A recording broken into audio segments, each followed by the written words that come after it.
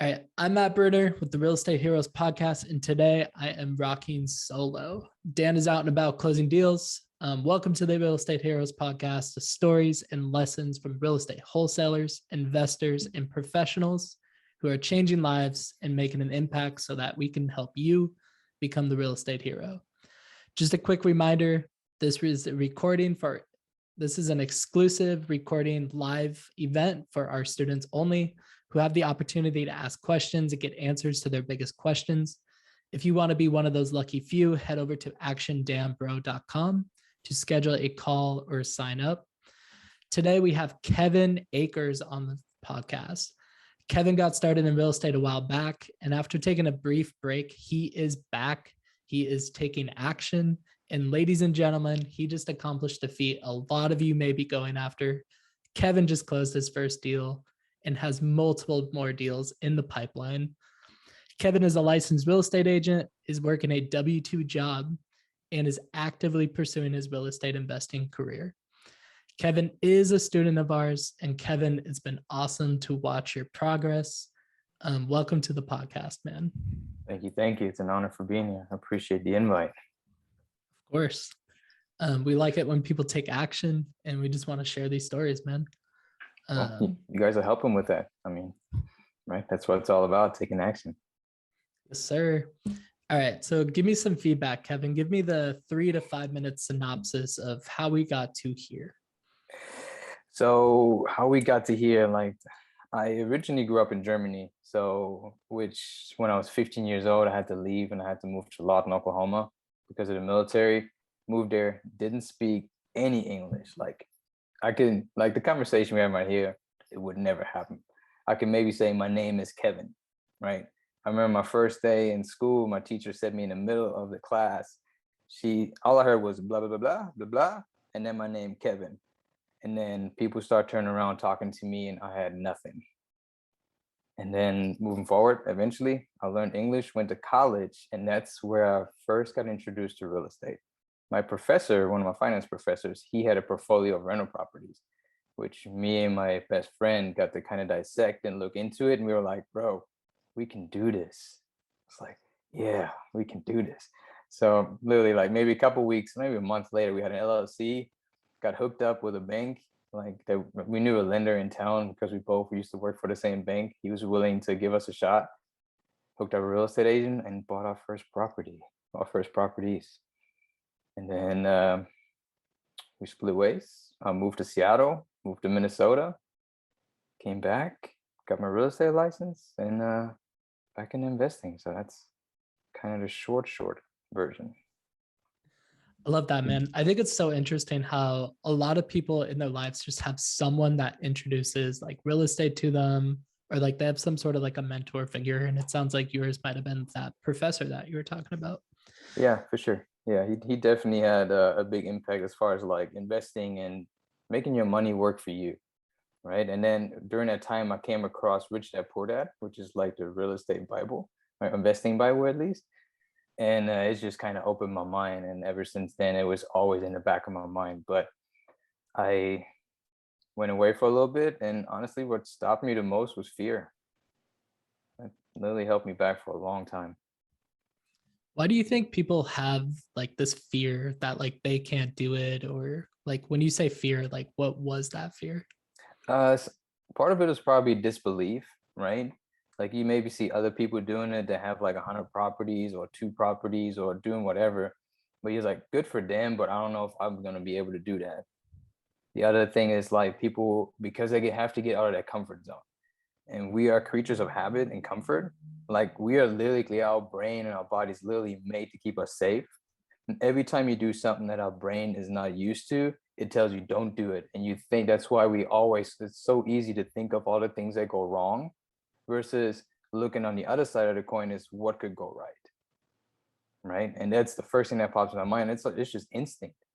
So you literally have to actively work towards looking at, the grass is green on the other side. In this case, it really can be, so I think that's what fear really cripples us. It's just you just get scared. What if I lose money?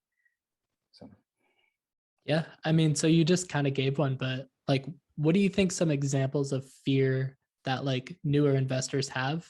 And I understand I'm asking you this as a newer investor. No, I am a new So, investor. But honestly, the biggest fear is what if I lose money, for example, right? What if I lose my, what if I look like a fool? Right. And usually if you, and most people, and most of us, we don't grow up with somebody that already invested in real estate, right? Most of our families, just have regular jobs, W-2s.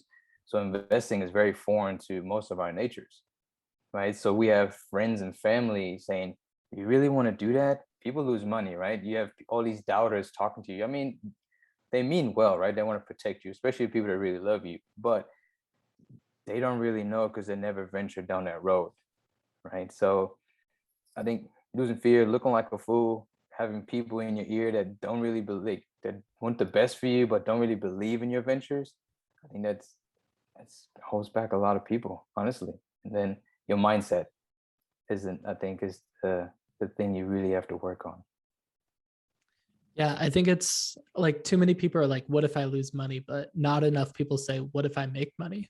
Right. Right. Like, too many people say, what if I lose $10,000? But they don't ask themselves, what if I make $100,000? They don't, absolutely. And Tim Ferriss has a cool little exercise. It's a fear setting exercise. I don't know if you've ever heard of it, but No. it's like literally like if he's scared of something, right? Or if you have a fear of something, you literally write down like, what is the worst that could happen?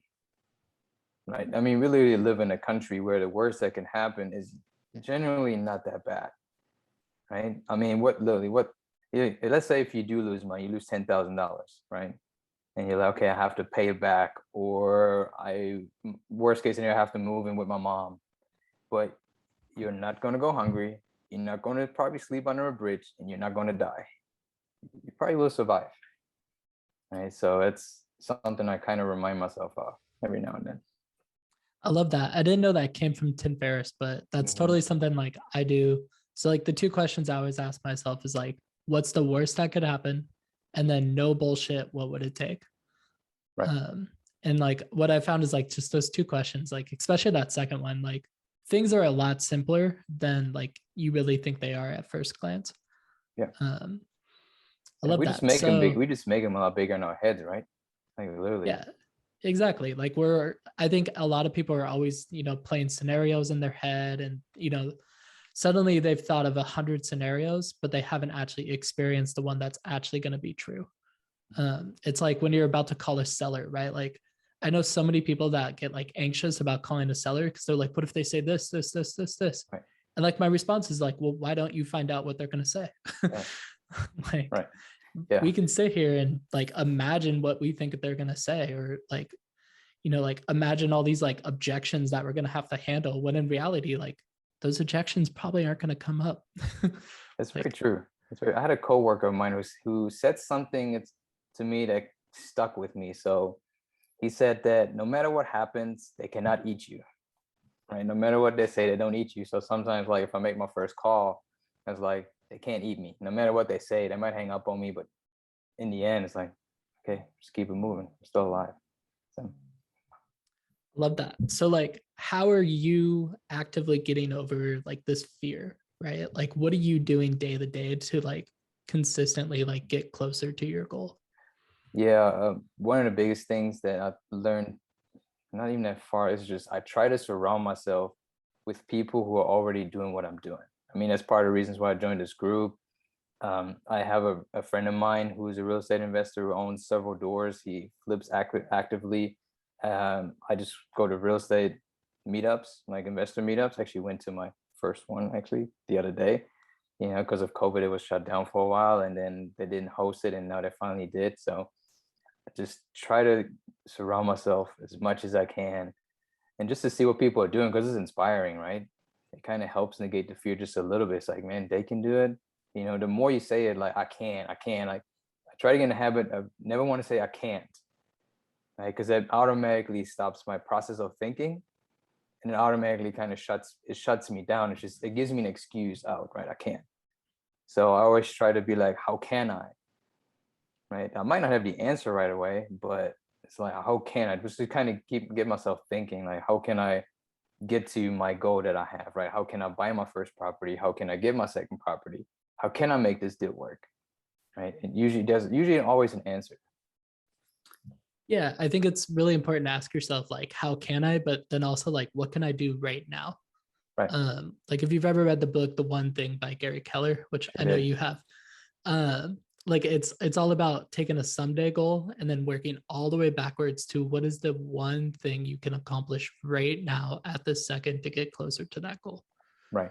Yeah, especially if it's a new goal, I think it's very important to do something right now just to kind of manifest it a little bit more, like to make it stick, like to take little actions. And it's like the small wins. I tell people all the time, like when I try to help them with like health and wellness or so, is like just do something small, like even celebrate the small wins, right? Even if you said no to like you've been drinking Coca-Cola all your life, like 5 a day, and you just said no to your first Coca-Cola in like 3 years, man, celebrate that win. I'm not saying go have pizza or something like that, but like, but acknowledge it. Like, hey, yeah, that was good.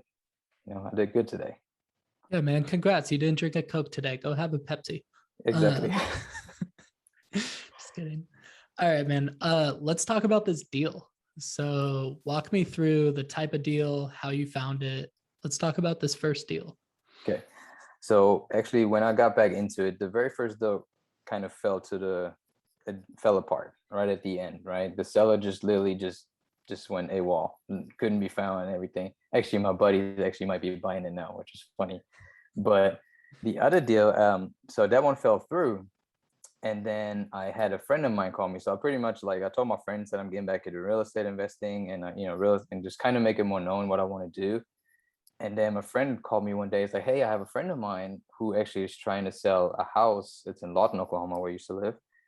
It's his dad passed away, and he used to have it as a rental, and he doesn't want it anymore. I don't know if he might be interested in buying it. And yeah, I went down and looked at it. I actually called him first, and he was saying, yeah, it's a nice little rental. He rented it out, but the guy was military and he left. I know it had some plumbing issue. Other than that, it's a pretty nice house. He's like, I'm thinking about wanting like $40,000 for it. I was like, okay. I went and looked at it, and I was like, this thing is a mess. Like, what do you mean? Like, it might need plumbing problems, but it might need a new roof. It might need new AC. It needs new flooring. And it's like, and I called him. I said, hey man, this thing is going to need a little work. And I took some pictures of it as well, because I don't know, because he lives like 3 hours away. I don't know the last time he was there. I said, I won't be able to do 40, but I'll be able to do, what did I tell him? I think maybe 17 or like 20 or something like that. I won't be able to do that. And he's like, man, the lowest I can do is 25. I was like, yeah, man, sounds good, man. But, at this point, it's going to take so much work that, it might not even be worth it. Thinking, because I want to buy it as a rental, right? I don't want to go too high as far as my loan goes, because I want to have a decent cash flow. Like my minimum is $200 after my expenses. And I was like, I'm not going to make my numbers work. So, if I find somebody else, I might recommend somebody to look at it, but I'm pretty much out at this point. And he's like, all right, cool. And then he texts me back like a little bit like, okay, how about if we just do 25 and $22,500, man? I'm like, all right, let's do this. And come to find out, I bought it, and it actually, so far, like cross my fingers, that the rehab is actually going to come in way on the budget, which is pretty nice. So It's awesome, man. I mean, so a couple of things to that. Like one is just like speaking what you want is so powerful, right? Like just screaming it to the world, like I buy real estate. And then like you notice, it's like your friend was like, oh, this guy wants to sell his house. Kevin buys real estate. I should tell Kevin about this house. right. Like, I think it's awesome. Yeah. And then the second thing too is like the entire idea of like going negative with that guy, right? Like, hey man, I don't even want to buy this. Right. That guy lowered his price. What, like $18,000? Oh yeah, by a lot. I mean, I knew the guy. I met him a couple of times before. But it's like the thing is, I knew what I wanted, right? I knew my numbers and the numbers that I want to stick within. And if it didn't work, it just doesn't work. Right? You can't put makeup on a pig. Right. So it just doesn't work. So I think you have to, what I learned like over the years from investing in the past until now, is that you got to stick to what your values are and what you're looking for. Right. And don't really deviate too much from that, because other than that, like your business plan kind of crumbles. So So I knew what my numbers on. I said, it just doesn't work for me. And it's okay to say no. I mean, I learned that. It's okay. It's no hard feelings, right? So, but in the end, I mean, he wanted to get rid of it, and we were able to make it work, and win-win situation. And I told her from the get-go, I want it to be a win-win situation. You know, if this you think is a low offer, you can get somebody else to buy it for more, you should do that. So Yeah. I mean, coming at that angle of like, you're just here to solve problems, right? right, Like they have a property they need to get rid of. This is my solution for you. If it doesn't right, work for you, that's cool. But right. I'll try to help you find something else. Yeah, exactly. Um, what were some bottlenecks you ran into through that? Like what were some struggles that came out of that? Man, some struggles that came out of that one. That deal, particularly the financing. Well, no, the title work was it was a mess. Like honestly, if I could go back and do it again, and this is a learning lesson for me as well. Like if you can already have a good title company, and usually I have somebody, right? But what I learned is that not every title company, at least in Oklahoma, they don't serve every county. So the one that I like to use did not serve Comanche County, which the house was in. So they picked a different title company, and they were a nightmare. So my lesson from that part is that get your team in order, like from your lender to title to everything. Like, and if you know you're going to invest in a certain area, like ask your title company, like, do you serve this area? And and just to have that all more streamlined, because like that lady was non-communicative, like she was terrible, like terrible. And it literally dragged it out for like an additional 30 to 40 days. Like we were supposed to close in 30 days. I think it took us like 65 days to close. So just Jeez, because somebody couldn't communicate. Jeez, man. Yeah. All right. Well, so you closed this deal. What are Mhm. you gonna do now? Well, we are in a phase of remodeling. So we're just remodeling it. It's getting, I think in 2 weeks we should be done. And then it's on to the next phase, which the real work begins, is to put it on the market for renting it. And trying to do it right this time. Like last time trying to put it on the market, I didn't know what to do. Literally, I just grabbed some kind of lease that I could find and just have them sign, and then here you go, right? And it was literally more of a hobby. I didn't really treat it like a business. And this time it's literally like a business. Okay, this is my applications. How do I want to collect rent? Like who's going to take the cost for maintenance? And I'm setting up a Google Voice so they don't have my number. If I ever hire somebody, I can just transfer a number. So I'm trying to think forward. Like, how would I run this business? How can I set it up now so I'm prepared to have like 10 units, 50 units, 100 units, right? So that's my goal. This was what I'm trying to do, even with this first one. So it's somewhat of a learning lesson as far as like implementations go. But the goal is to treat this like I already have 100 units. Love So, that. So I have a question about this deal. sure. Um, was it ever scary? Like, did you ever think, oh crap? Oh Or yeah, like, absolutely. Yeah, absolutely. Like when the guy told me like there's plumbing problems and we couldn't get water turned on, I couldn't have it checked. I was like, I don't know how much this is going to cost me. Or what if, yes, I have this much money to rehab, but what if it comes way above that? Like it's always the money is a trigger, I guess, for me, like when it comes like I don't like losing money, or who does, but like that's the thing I have to remind myself. I mean, what's the worst that can happen, right? Um, but yeah, it was definitely scary for sure. I mean, every deal and I'm on a contract for another deal, and then I'm looking with a friend of mine actually to buy two more houses. And every single one, like I'll overestimate and overanalyze like nobody's business, like to a fault. So fear is always in every deal. I love that. So, I mean, somebody that's listening to this might not have done any deals. They might be stuck in that analysis paralysis mode. And, they might be thinking that it is going to be very scary. What would you tell those people? And honestly, numbers don't lie. If the numbers work, trust them, trust your gut, and just pull the trigger. Like literally, it's not that, it's usually not that bad. Like we were talking earlier, you just make it bigger in your head than it really is. Like run your numbers, reach out to somebody that might know how to do a little bit better than you do, and have them check your numbers. But if your numbers fall within your criteria and you think just trust it and go for it. Like literally, what's the worst that's going to be able to happen? And you can also, set up exit strategies. So could you wholesale it? Like if it doesn't work out and the numbers don't work for you in the end, could you wholesale it? Right? Or anything like that. Or if you do put a little bit of money on it, could you put it on the market at that point and maybe still make some money? So yeah. Or like oh, sorry. no, you good. No, the only thing I was going to say, if it's your first, maybe partner with somebody that has done it before.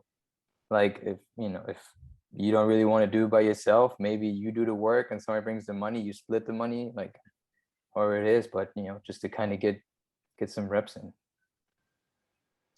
I love that. So I kind of want to transition a little bit, but like, what are you doing to like work on yourself? Like we were talking before this and you told me, Matt, like you have to work more on yourself than on your job or even your business. Your business can only grow as big as you are. Right. Like, what are you doing to like work on yourself for that? Yeah. So I actually kind of stole that from Jim Rohn. He says that, and when I first heard it, I didn't really know what to do with it, but it's very true. Like if you surround yourself with the right people, right? If you educate, like if you read, and it really does work. Like the way I think now versus 2 years ago is completely different. Or the things that I would do, right? It's literally just I try to read as much as I can as far as like books that help me. Like I read books about real estate. I read a lot of books about mindset, books about business and and just like trying to have a growth mindset altogether. Like you can always get better. I'm never perfect, but I can always get better. Right. So a failure is never a failure. A failure is just a learning lesson that propels you to the next step. So I don't know. It's just trying to educate and surrounding yourself, Lily. I know I said it a couple of times because I really do believe in it.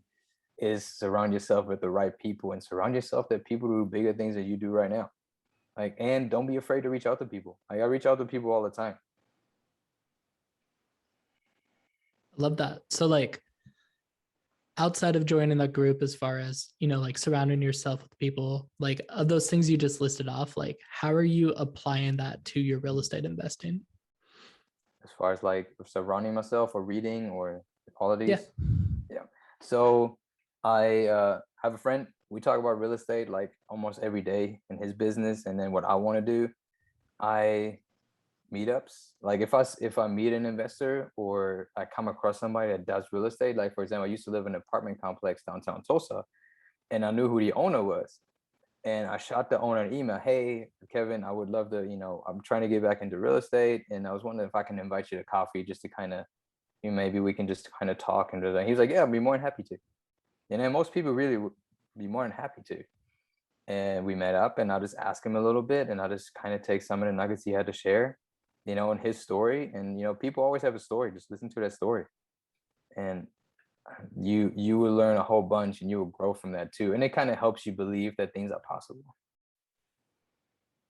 Yeah, I love that. Like, I think it's so important for anybody who listens to this, like, find some sort of mentor, right? Or like just somebody, like you said, that you can just take the coffee. Right. Like when I first got in real estate, I did that once a week, every week, and it was just known, right? Like, Right. Thankfully, we had a bar like attached to our real estate office, so that made it easy. They will do it. But yeah, like it is so important to just get around other people that are either trying to do the same things as you or have Right. already done the same thing that you want to do. Right. Like Correct. you can learn so much from other people's stories. Oh yeah, absolutely. And you start thinking that way too, right? Because you start asking different questions. So, and that's very important. And if you can't find somebody, it's also okay to pay for it. Yeah. Well, I would almost say when you pay for it, you're more committed to it. So you have more skin in the game. Yeah. Well, it's like you said, like everybody has this fear of, like losing money, right? Right. You never lose money if you invest in yourself or something that can make you better. So it's almost more rewarding or better than putting money in the stock market. I'm sorry if there's big time stock investors on here on the side too, but if you put money in yourself, as far as like creating more bandwidth up here, it's gonna yield bigger dividends. I love that, man. So I mean, as a newer investor, like, Mhm. what are the top things you're focused on, man? Honestly, is what I've learned a lot, and I'm really grateful for as far as like being part of this group as well, is that I want to be able to think of it as a business in the first place and not a hobby, because that makes me take different actions as far as like building systems, for example. And it's never too early to build systems, because systems is going to help you scale faster. Systems is going to help you be prepared for the future, right?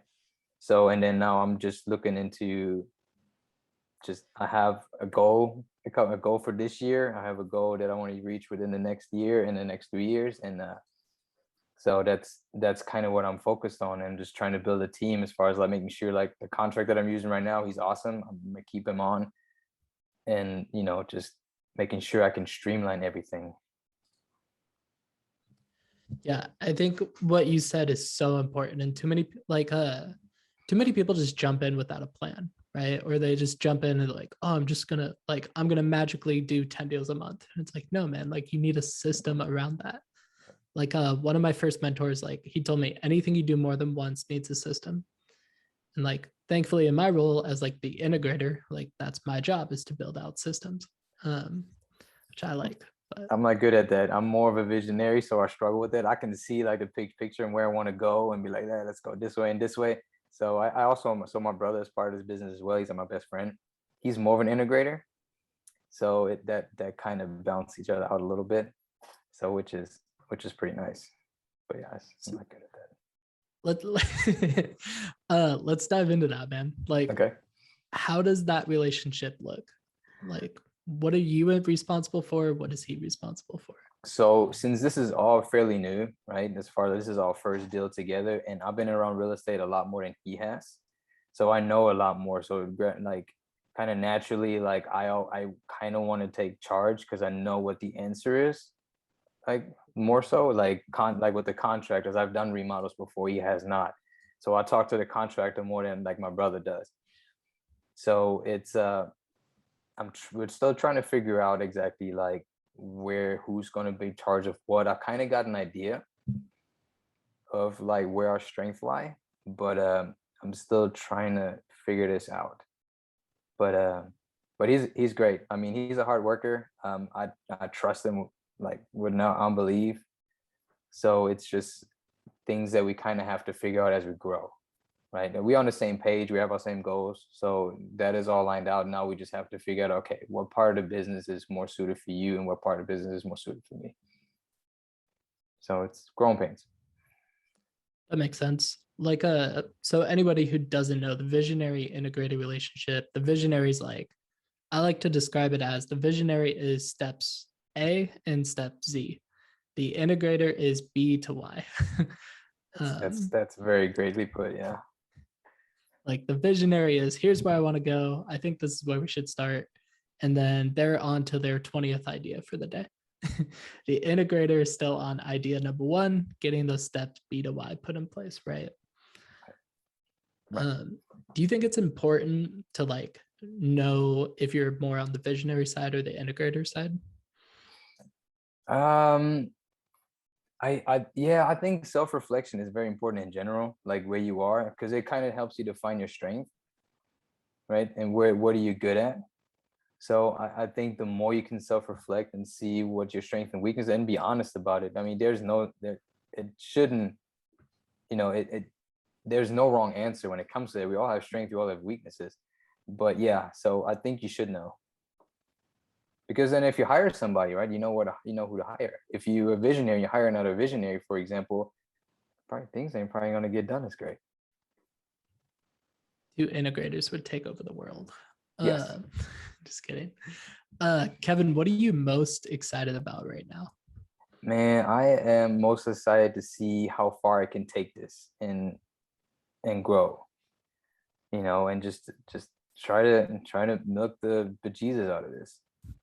So I don't know, it's just that's an exciting thought to me. It's like, okay, so we have this one life, so but how far can I truly take this? Like, how far can I take Kevin Akers in this world or in this business, right? But and overcome the challenges. So it's to me that's exciting, just to kind of grow as high as you can, you know. And then, but yeah, so it's cool. I'm excited to buy my first multifamily. That's what I'm excited about. So that's what I really want to do is get into multifamily, small multifamily at first, of course. It's awesome. All right. I feel like this is heading into one of our student questions that I can see. So let's start taking some of these student questions. On that note, Kevin, what's your 10-year goal? Oh man, that's an awesome question. Yes, love that. So in 10 years, I want to own, well, I would like to own 500 to 1,000 units. That's my goal. Okay. So I'm also a realtor, so I do that as well. So I want to do that full time and build my own real estate team as well. So you gotta have multiple streams of income. Plus, I think that kind of work kind of hand in hand a little bit. So that's my goal. So I really want to get into bigger multifamily deals eventually, and maybe flirt with the idea of syndication. So, but yeah, big on multifamily, 500 to 1,000 units. That's the goal. Commercial real estate's the wild, wild west. It is, and I'm very intrigued to learn more about it. I just got a book about, well, I'm still waiting it to come in, but yeah, I really want to learn more about that world as well. So I know I'm still just finished my first deal, trying to buy a couple more, but it's just forward thinking. I know just to think where I want to go and then kind of backtrack from there, like what I need to do to get there. Yeah. Hashtag visionary. Just kidding. Cool. So Brad is asking, why did you stop doing real estate investing the first time? All right. So to be completely honest and transparent, it was because of a girl.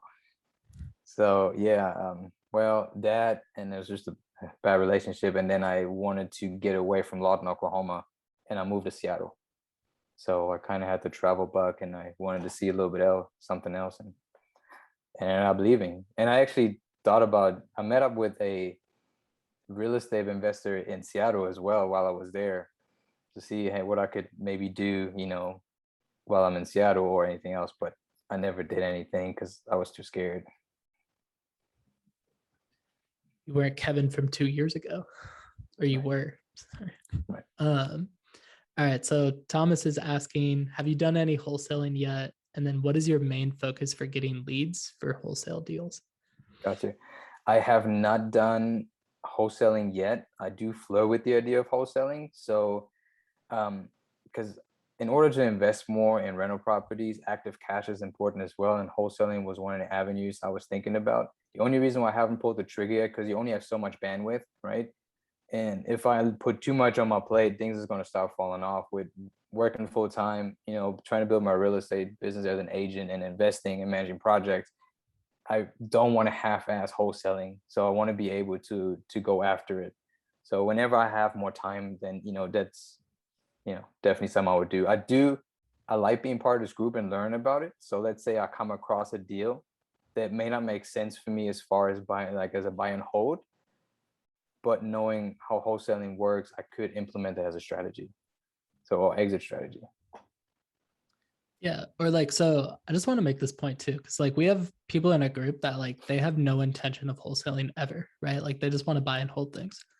But like the idea of wholesaling is the art of finding a deal. So it's like when you're an investor, you really have two options to like buy properties, right? If that's all you're doing is buying properties, you're going to buy them from some sort of real estate agent or on the MLS, or you're going to buy them from wholesalers. If you're buying them from wholesalers, you're going to be paying a $15,000, whatever that average assignment fee is per deal. If you buy 4 deals a year, that's $60,000. Like, why not just learn how to find your own deals? Like, and I do use wholesale sometimes to buy it if it makes sense, because right now I don't have that much time, right? But so if it makes sense, it makes sense, and then I'm happy to, because they make money, I'll make money. It's just a win-win situation. But to find deals as well, is I find leads or deals with a friend of mine or so, other investors that might be like, hey, Kevin, I'm not looking to buy right now. Do you want to buy it?